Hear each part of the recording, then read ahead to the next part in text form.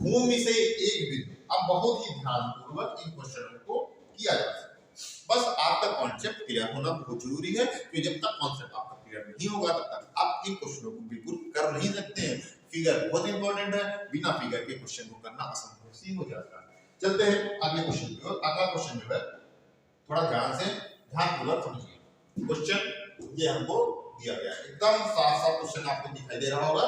यहाँ पे कह रहा है भूमि से एक बिंदु से एक 20 मीटर ऊंचे भवन के शिखर पर लगी एक संचार मीनार। क्वेश्चन को बहुत ध्यान समझिए, वेरी वेरी इंपॉर्टेंट क्वेश्चन है, लगभग 4-5 बार पूछा जा चुका है। तो अगले 2019 और 20 के एग्जाम में ये मॉडल सेट में क्वेश्चन मिलेगा, फिगर नहीं मिलेगा। देखिए क्वेश्चन मिलेगा, फिगर तो हम दे दिए हैं, लेकिन फिगर कैसे बनाना है इसको हम इसी वीडियो में, इसी चैप्टर में, इसी समय समझाएंगे। देखिए कह रहा है 20 मीटर एक बिंदु से, भूमि से एक बिंदु से 20 मीटर ऊंचाई। अब मान लिया भूमि का एक बिंदु हो गया, इसके 20 मीटर ऊंचाई, ये हो गया 20 मीटर की ऊंचाई।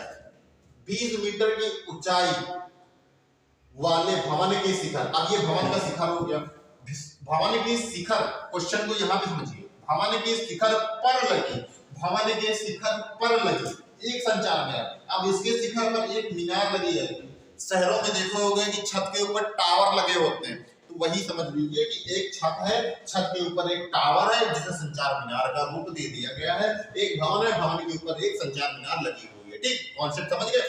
तो यहां पे समझिए, मीनार के तल का और शिखर के उन्नयन कोण। अब यहाँ पे मीनार के तल का, मीनार ये मान लिया हमने, यहाँ पे भवन, ये भवन है, ठीक, ये हो गया भवन। लिखते चलिए, थोड़ा समझते रहिए। और ये हमारा मीनार, कौन सी मीनार? संचार मीनार।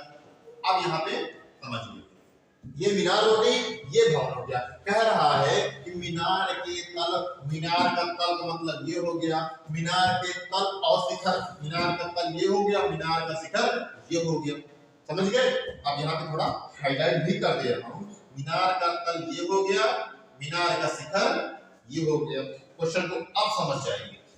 अब यहाँ पे कह रहा है कि उन्नयन कोण, उन्नयन कोण जो नीचे से ऊपर की ओर देखे जाते हैं उन्हें उन्नयन कोण कहते हैं। तो यहाँ पे उन्नयन कोण कितना हो जाएगा? कह रहा है तल का उन्नयन कोण 45 डिग्री है और शिखर का उन्नयन कोण 60 डिग्री है। कहानी खत्म, पैसा जब समझ गए। अब यहाँ पे फिगर बन गया, मीनार की ऊंचाई क्या करनी है? ये मीनार है, मीनार क्या है? ये, इसको हमने मान लिया x, बस ये मीनार x हो गई, इसको हमने मान लिया a स्मॉल है, या फिर x मान लो, कुछ भी जो समझ में आया वो मान सकते हैं। हमको h याद करना है, स्मॉल h, ठीक। अब देखिए सबसे पहले पैटर्न कैसे, क्वेश्चन को बहुत ही ध्यानपूर्वक देखते रहिए, आपको सब कुछ समझ आ जाएगा। सबसे पहले आएंगे त्रिभुज ABC, त्रिभुज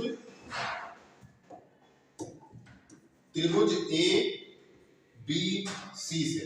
अब त्रिभुज ABC में हमको क्या क्या दिया गया है? हमको ये ऊंचाई दी गई है। अब ऊंचाई तो दी गई है, लेकिन आधार हमको नहीं दिया गया है। 1 2 3, तीन चीजों में 1 और 2 पता है, हमको आधार नहीं पता है। और लंब हमको पता है, और लंब बटे आधार tan में होता है। तो यहाँ पे लगाएंगे tan थीटा, tan थीटा बराबर लंब, लंब है B और C, तो यहाँ पे हो जाएगा B और C।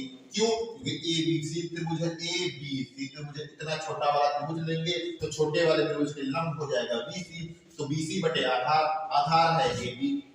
समझ गए? अब वैल्यू रखेंगे tan थीटा छोटे वाले के लिए 45 डिग्री हो जाएगा, तो tan 45 यहाँ पे हो जाएगा BC की वैल्यू है 20 और AC की वैल्यू हमने x मान ली, तो यहाँ पे tan 45 की वैल्यू 1 हो जाएगी, ये हो जाएगा 20 अपॉन में x, तो x बराबर हो जाएगा 20। इसका आधार हमको पता चल गया, ठीक, आधार हमको पता चल गया।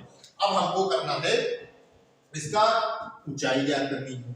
ऊंचाई ज्ञात करने के लिए हमको ये ज्ञात करना है, यहाँ पे हमने h माना है, h ज्ञात करेंगे। अब हमको h ज्ञात करने के लिए हमको बड़ा वाला कोण, तो बड़ा वाला कोण क्या है?